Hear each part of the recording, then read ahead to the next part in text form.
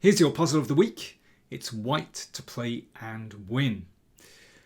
This game was played in the Indian Women's Championship 2024 between Varshini and Harini. Now, first of all, I'm going to show you what happened in the game, and then I'd like you to go back and think how you might improve white's play. Now, the game went like this. Queen e7, attacking the rook. The bishop came back to g7. Rook c7, threatening mate. The rook came across to defend.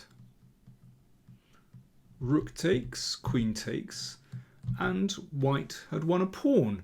Now white did indeed go on to win this game. In fact, it was a long end game that arose here.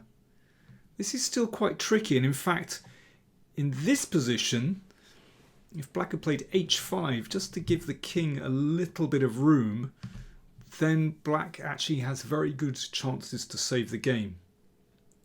So let's go back to this position, and you have to think, how can you improve white's play somewhere in that variation? White play. I've probably confused you even more with that. But anyway, it's white to play and win. Okay, are you ready? Oh, I should mention, if you want to solve this on an interactive graphics board, then do click through to chesspuzzle.net. I'll put the link in the video description. Okay, white to play. Here we go. Queen e7. So the move played in the game was correct. But after the bishop comes back to g7, instead of rook c7, there's a better move. White can play rook c8. Okay, mate threatened here. Of course, if that's taken, then that leads to a swift checkmate.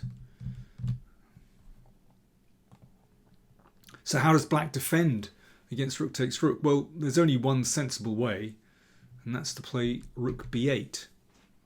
Okay, so that defends the rook on f8 with a kind of x-ray. So how does white break through now? Rook d7, threatening the bishop. Now what? Well, you can't play rook g8 because that's mate. Because, yeah, there's a pin. So queen b2, that's the only move.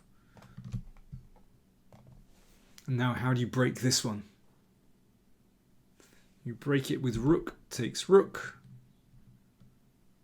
So if queen takes, then queen takes bishop mate. And if rook takes, that's also checkmate, but this time on the back rank. Absolutely forced.